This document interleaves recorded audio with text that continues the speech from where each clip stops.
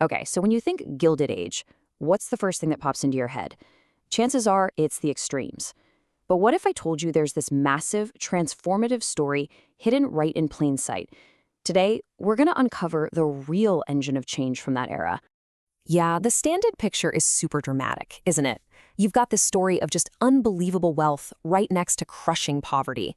But is that really the whole picture? I mean, what if focusing only on those two poles makes us miss the single most important change of all? And here it is, right? That classic contrast.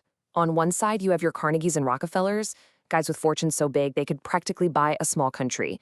And on the other side, the working poor, just grinding it out in these awful conditions. It's a powerful story for sure, but it leaves out the massive group that just exploded right into the middle of it all. Because that's where the real structural story of Gilded Age America actually unfolds. It's in that middle ground. This is where we see the birth of something brand new, a distinct American middle class. And this group, well, they would go on to define the entire nation for the next 100 years. So how did this class pop up so quickly? Well, it wasn't just some slow organic growth. It was actually a structural requirement of the new industrial economy. You could almost call it a necessary invention. Think about it. To run these gigantic new corporations, you couldn't just have owners at the top and laborers at the bottom. It would never work. You needed people in between to manage, to organize, to handle all the paperwork. And that created this whole new type of employee, the white-collar worker, defined not by what they did with their hands, but by what they did in an office. So let's just look at this new structure. This white-collar layer was inserted right smack in the middle, between the boardroom and the factory floor. They were the supervisors, the accountants, the clerks, basically the essential connective tissue that allowed these industrial giants to function and to scale up. Now, here's where it gets really interesting. The demand wasn't just inside these big companies. The sheer complexity of Gilded Age business fueled a boom in outside professionals too. We're talking lawyers, doctors, teachers, and, this also opened up new doors for women, especially in teaching and all those new clerical jobs created by inventions like the typewriter. All right, so with this new economic footing, you got to have a new identity to go along with it. This class wasn't just defined by their jobs. They were defined by a new kind of financial stability and this powerful cultural belief in education and self-improvement. So the crucial difference here is between a wage and a salary. A factory worker was paid by the hour, totally vulnerable to slowdowns. But a salaried employee had stability. And that stability was, no joke, revolutionary. It meant you could actually plan for the future, you could save money, you could invest in your kids' education. Of course, it also created a new kind of anxiety, that constant pressure to keep your status and not slip back down the ladder. And this economic reality was matched by a powerful cultural idea. This was the absolute peak of the rags to riches story, championed by writers like Horatio Alger. His books were everywhere, and they hammered home the same message: hard work, discipline, moral fiber. That was the recipe for success.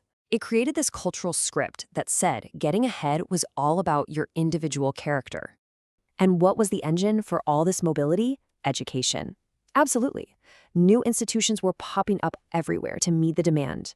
You had land-grant colleges focusing on practical skills like engineering, the Seven Sisters colleges creating professional paths for women, and, so crucially, HBCUs providing an essential gateway for a Black professional class in a deeply segregated society. So what happens when you combine stable incomes, some disposable cash, and more structured work schedules? Well, you get the birth of modern mass consumer culture and leisure. For the first time ever, entertainment was organized on a mass scale just for this new audience. We're talking about the Electric Wonder of Coney Island, P.T. Barnum's traveling circus spectacle, the rise of professional baseball, and affordable vaudeville shows you could find in almost every city. But maybe the most revolutionary shift of all was in shopping. Seriously, it stopped being just a chore and became an activity, an experience. The rise of the department store, these grand cathedrals of consumption, turned buying things into a glamorous social event, and it was aimed specifically at middle-class women. Now, while this new middle class was enjoying its new hobbies, the men at the very top of the economic pyramid faced a problem I think we'd all like to have. What on earth do you do with that much money? Well, the answer, for some of them anyway, was a philosophy that Andrew Carnegie basically wrote the book on. He argued that the super wealthy didn't really own their fortunes. They were just trustees, holding on to that capital for the good of society. Now, this wasn't just about generosity. It was also a defense of capitalism itself, a way to address the era's massive inequality without turning to what Carnegie saw as dangerous socialism. But, and this is a really big but, Carnegie was very specific about how to give. He was completely against what he called indiscriminate charity, like just handing out cash or food. He thought it created dependency. For him, the right way wasn't to give a man a fish, but to build an institution, a library, a museum, a university, that would teach him how to fish for himself. And the results of this philosophy are literally set in stone all around us today. The scale was just staggering. Carnegie funded thousands of libraries.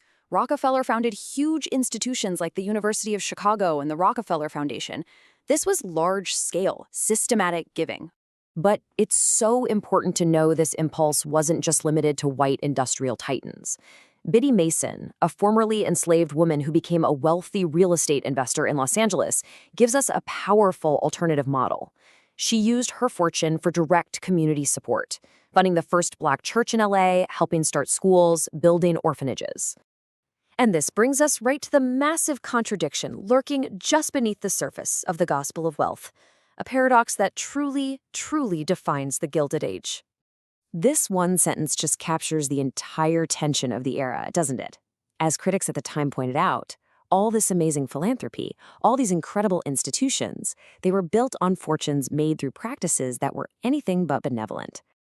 This table just makes the connection brutally clear. I mean, look at the columns.